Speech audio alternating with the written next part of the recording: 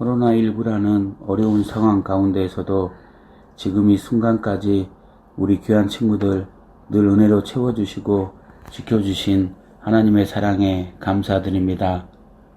또한 첫걸음 기도회를 통해 우리 친구들 축복할 수 있는 믿음의 시간 허락하여 주심에 감사드립니다. 취업과 수학 능력 시험을 준비하는 우리 친구들 너무 부담스러운 마음 갖지 않게 하시고 지금까지 열심히 내왔던 것처럼 차분하게 준비되어지도록 평안과 지혜로 채워 주시옵소서. 바라옵기는 이 시험이 끝이 아니고 많은 인생의 갈림길에서 한 과정임을 우리 아이들이 알게 하시고 자기 자신의 비전의 중심에 늘 하나님 있게 하여 주시옵소서. 특별히 시험 치러질 당일 날씨도 너무 춥지 않게 하시고 교통도 밀리지 않게 하시고 그 마음도 너무 분주하지 않게 하시며 먹고 마시는 모든 음식도 건강으로 채워주시고 시험 치러지는 첫 시간부터 마치는 시간까지 우리 주님 함께하여 주시옵소서. 취업을 준비하는 친구들 원하고 바라는 직장의 문을 열어주시고 좋은 환경, 좋은 사람 만나 첫 사회를 향한 발걸음이 힘듦보다 기쁨 있게 하여 주시옵소서. 전해지는 말씀 가운데에도 주의 임재가 임할 줄 믿으며 예수님의 이름으로 기도합니다. 아멘. 사랑하고 축복합니다. 첫걸음 기도의 6일차에 오신 여러분을 사랑하고 축복합니다. 오늘도 말씀과 함께 영적인 힘을 얻으셔서 우리 모든 삶의 터전에서 승리하실 수 있는 수험생, 취준생, 그리고 그들을 응원하는 모든 재회가족들과 학부모님들 되실 수 있기를 주님의 이름으로 축복합니다. 오늘 우리에게 주시는 하나님의 말씀은 누가복음 7장 11절에서 14절까지의 말씀입니다. 누가복음 7장 11절에서 14절까지의 말씀입니다. 함께 읽겠습니다. 그 후에 예수께서 나인이란 성으로 가실새 제자와 많은 무리가 동행하더니 성문에 가까이 이르실 때에 사람들이 한 죽은 자를 메고 나오니 이는 한 어머니의 독자요 그 어머니는 과부라. 그 성에 많은 사람도 그와 함께 나오거늘 주께서 과부를 보시고 불쌍히 여기사 울지 말라 하시고 가까이 가서 그 관에 손을 대시니 맨 자들이 서는지라. 예수께서 이르시되 청년아 내가 내게 말하노니 일어나라 하시매. 아멘. 다시 한번 사랑하고 축복합니다. 자, 이제 수능을 치르는 우리 수험생들에게는 단 하루밖에 남지 않은 D-1일이라고 할 수 있겠습니다. 지금까지 여기까지 오신 여러분들 참 수고 많으셨고 진심으로 응원하는 마음으로 격려의 박수를 보내고 싶습니다. 이제 내일도 좋은 컨디션으로 정말 안전하게 모든 시험 잘 치르고 오실 수 있기를 부탁드리고 축복합니다. 오늘 말씀은 나인성에 있는 과부를 중심으로 말씀을 나누려고 하는데요. 그 당시에 과부의 신분에 처해 있었던 여성은 우리가 생각하는 지금의 과부와는 전혀 다른 느낌입니다. 왜냐하면 지금은 여성들이 스스로 경제 활동을 할 수 있지만 그리고 뭐 굳이 혼인을 하지 않아도 또 굳이 자녀가 없어도 충분히 살아갈 수 있는 환경이지만 예수님이 살던 2000여 년 전 당시에는 여성이 스스로 경제 활동을 할 수 없었기 때문에 남편을 잃었다라는 것은 경제적으로 굉장히 치명적인 상황이다라는 상황을 우리에게 암시해 줍니다. 그런데 오늘 이 누가복음 7장 11절에서 14절에서 소개되는 이 여성은 단순한 과부가 아니라 남편을 잃은 것으로 그치지 않고 한 명밖에 없었던 독자마저 지금 세상에서 떠나보낸 아들까지 잃어버린 과부를 소개하고 있습니다. 그것이 나인성 과부입니다. 이 여성에게 어울리는 한 단어는 오직 절망이라고 하는 단어밖에 없을 것입니다. 절망, 희망이 끊겨지다. 더 이상 소망이 없다라는 것이죠. 왜 이 수능을 하루 앞두고 이 절망에 대한 이야기를 할까? 여러분이 시험을 못 본다는 이야기도 아니고 잘 안 된다는 부정적인 이야기를 하는 것이 아니라 우리가 인생을 살아가다 보면 항상 우리가 원하는 대로 풀리지 않는 상황들이 우리에게 닥치기 때문에 미리 예방 주사를 넣고자 하는 마음으로 이 본문으로 말씀을 나누려고 합니다. 이런 책 제목을 제가 본 적이 있습니다. 인스타그램에는 절망이 없다. 인스타그램에는 절망이 없다. 인스타그램은 무엇이냐면 요즘 젊은이들 또 학생들이 자주 사용하는 SNS입니다. 그곳에 사진도 올리고 또 자기가 원하는 글도 올리고 동영상도 올리고 하는데 정말 그 책 제목이 통찰력 있게 잘 잡은 것처럼 인스타그램에는 우울한 이야기, 절망적인 이야기보다 굉장히 나를 잘 포장한 이야기, 좋은 순간의 이야기, 그러니까 속 마음은 어떨지는 아무도 모르지만 남 부럽게 하는 이야기들, 그런 사진들만 줄줄이 올라오는 게 인스타그램의 대부분입니다. 물론 부정적인 이야기들도 올라오긴 하지만 대부분은 서로 자랑하기 바쁜 곳이 인스타그램입니다. 그래서 저도 인스타그램을 하긴 하는데요. 가끔 들어가서 이것을 보다 보면 저도 모르게 작은 사진 한 장에 시기심이 올라올 때가 있고요. 작은 사진 한 장에 막 질투와 부러움이 올라올 때가 있고요. 작은 사진 하나에 비교당해서 혼자 초라함을 느끼는 경우들도 종종 있긴 합니다. 왜 저 사람은 저렇게 행복해 보이지? 왜 저 사람은 저렇게 다 갇혀 보이지? 왜 저 사람은 저렇게 희망이 차 보이지? 그러면서 나는 왜 이렇게 절망적이지? 그렇게 인스타그램에서 좋은 모습만 포장해서 올리고 좋은 모습만 보다 보니까 우리 젊은 세대들에게 또 우리 학생들에게 절망을 마주하는 힘이 참 약한 것 같습니다. 절망스러운 상황을 맞이했을 때 그것을 어떻게 이겨내야 할지, 그것을 어떻게 소화해내야 할지를 잘 모르는 경우가 종종 있는 것을 보게 됩니다. 그런데 우리 이 시험을 보다 보면 잘 볼 때도 있고 못 볼 때도 있잖아요. 또 면접을 보다 보면 잘 볼 때도 있고 못 볼 때도 있죠.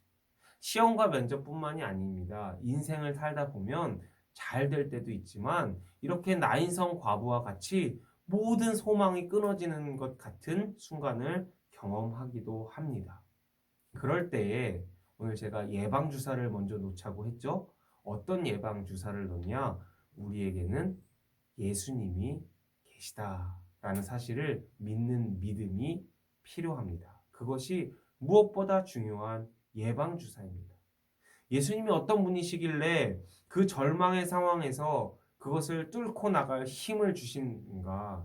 그 절망의 상황에서 우리가 왜 주저앉지 않을 수 있는가? 오늘 본문을 통해서 우리가 세 가지로 살펴보았으면 좋겠습니다. 첫 번째는 예수님은 그 나인성 과부에게 울지 말라고 말씀하시는 분입니다. 울지 말라. 이것이 예수님이 나인성 과부에게 처음으로 한 말씀이셨습니다. 여러분 한번 상상해 보시겠습니까?